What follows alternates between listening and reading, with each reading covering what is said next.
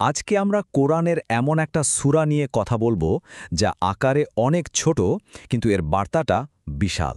সূরা আল আসর হয়তো প্রায়ই পড়া হয়, কিন্তু এর গভীরতা নিয়ে কি ততটা ভাবা হয়?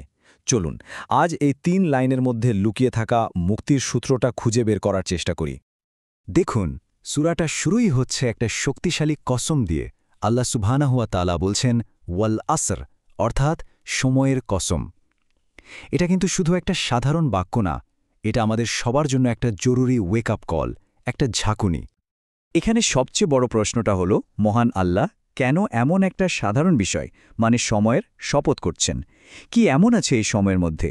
এর উত্তরটাই কিন্তু পুরো সূরার আসল রহস্যটা খুলে দেবে। সময়ে শপথ করার কারণটা খুব গভীর। সময়কে তুলনা করা যায় একটা গলতে থাকা বরফের টুকরোর সাথে। আপনি চাইলেও এটাকে ধরে রাখতে পারবেন না, এটা সেকেন্ডে সেকেন্ডে শেষ হয়ে যাচ্ছে। আর এই সময়টাই হলো আমাদের জীবনের সবচেয়ে দামি ক্যাপিটাল বা পুঁজি। আমরা হয়তো ভাবি যে আমরা বেঁচে আছি, তাই না? কিন্তু সত্যিটা হলো, প্রত্যেকটা নিঃশ্বাসের সাথে আমাদের জীবন থেকে সময় কিন্তু কমে যাচ্ছে। আমরা আসলে বেঁচে থাকছি না, বরং একটু একটু করে আমাদের শেষ পরিণতির দিকেই এগিয়ে চলেছি। সময়ের এই জরুরি সতর্ক বার্তার ঠিক পরেই আল্লাহ এমন একটা ঘোষণা দিচ্ছেন যা শুনলে রীতিমতো চমকে উঠতে হয়। আমাদের সবার ডিফল্ট স্টেট বা স্বাভাবিক অবস্থাটা কি, সেটাই তিনি বলে দিচ্ছেন। আল্লাহ যে ক্ষতির কথা বলছেন সেটা কোনো সাধারণ ক্ষতি না। আরবিতে শব্দটা হলো খুসুর। ভাবুন তো, এমন একটা ব্যবসার কথা যেখানে কোনো লাভ তো হচ্ছেই না, উল্টো প্রতিদিন আপনার মূলধনটাই একটু একটু করে শেষ হয়ে যাচ্ছে। এটাই হলো খুসুর, এক কথায় আধ্যাত্মিক দেউলিয়াত্ব। আর সবচেয়ে শকিং পার্ট কোনটা জানেন? আল্লাহ বলেননি যে কিছু মানুষ ক্ষতির মধ্যে আছে।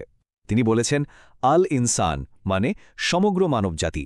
এর মানে হলো, আমরা যদি বিশেষভাবে কিছু না করি তাহলে ডিফল্ট হিসেবে আমরা সবাই কিন্তু এই ক্ষতির মধ্যেই ডুবে আছি। তো এমন একটা ভয়াবহ চিত্র তুলে ধরার পর আল্লাহ কিন্তু আমাদের হতাশ করেননি। তিনি এই অবশ্যম্ভাবী ক্ষতি থেকে বাঁচার একটা স্পষ্ট রোডম্যাপও দিয়ে দিয়েছেন। আর সেই রোডম্যাপটাই হলো এই 4টি শর্ত। তবে একটা কথা, এগুলো কিন্তু আলাদা আলাদা কোনো অপশন না যে একটা বাঁচলেন আর একটা ছাড়লেন। এটা একটা কমপ্লিট প্যাকেজ, 4টাই লাগবে। চলুন এক এক করে দেখি এগুলো কি। প্রথম দুটো শর্ত হলো আমাদের ভেতরের জগৎ নিয়ে, আমাদের ব্যক্তিগত পরিবর্তন নিয়ে। বলা যায় এগুলোই হলো আমাদের মুক্তির ফাউন্ডেশন। অনেকেই হয়তো ভাবেন, মুসলিম পরিবারে জন্ম নিয়েছি মানেই তো আমি ঈমানদার। কিন্তু না, ব্যাপারটা মোটেও তা নয়। ঈমান কোনো পৈতৃক সম্পত্তি না যে উত্তরাধিকার সূত্রে পাওয়া যাবে। এটা একটা সচেতন সিদ্ধান্ত, একটা জেগে ওঠার নাম। আর এই বিশ্বাসটা কিন্তু কাজ ছাড়া একদম অচল। এই স্লাইডটা দেখুন, কি দারুণভাবে বিষয়টা বোঝানো হয়েছে। ঈমান যদি হয় একটা গাড়ির ইঞ্জিন, তাহলে ভালো কাজ বা আমল হলো তার চাকা।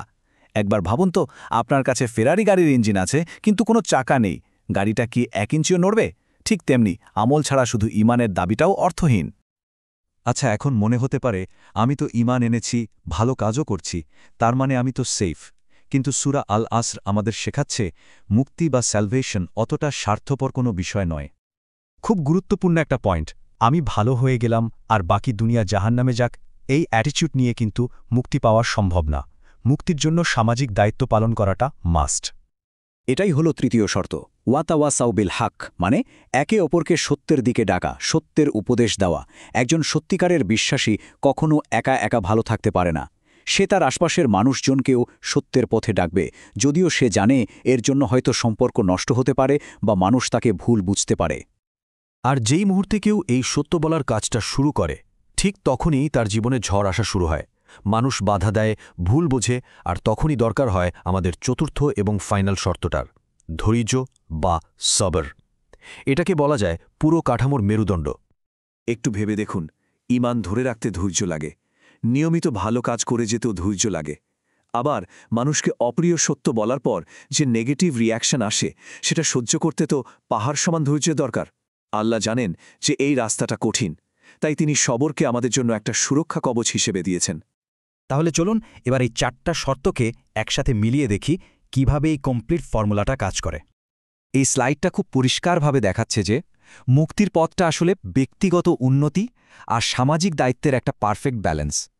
একদিকে নিজেকে ঠিক করতে হবে, অন্যদিকে সমাজকে ঠিক করার চেষ্টাও চালিয়ে যেতে হবে। আর সবচেয়ে জরুরি যে কথাটা মনে রাখতে হবে, এগুলো কিন্তু আলাদা কোনো অপশন না। আমি শুধু ঈমান আনব আর ভালো কাজ করব কিন্তু কাউকে কিছু বলবো না, এই সুযোগ নেই। এটা আল্লাহর দেওয়া একমাত্র সাফল্যের ফর্মুলা। দিন শেষে আমাদের দুনিয়াবি অর্জন যতই বড় হোক না কেন, ব্যাংকে কোটি টাকা থাকুক বা মস্ত বড় বাড়ি থাকুক, যদি এই 4টা জিনিস জীবনে না থাকে, তাহলে আল্লাহর চোখে আমরা কিন্তু পুরোপুরি দেউলিয়া। তাহলে আবার সেই সময়ের কথায় ফিরে আসি। সময় কিন্তু বরফের মতোই গলে যাচ্ছে। এই আলোচনার শেষে প্রশ্নটা হলো যে সময়টা প্রতিনিয়ত আমাদের হাত থেকে চলে যাচ্ছে, সেই সময় দিয়ে এমন সাফল্য অর্জন করে লাভ কি যা শেষ বিচারে আমাদের দেউলিয়া প্রমাণ করবে? এটাই হয়তো বাঁচার একমাত্র পথটা নিয়ে সিরিয়াসলি ভাবার সময়।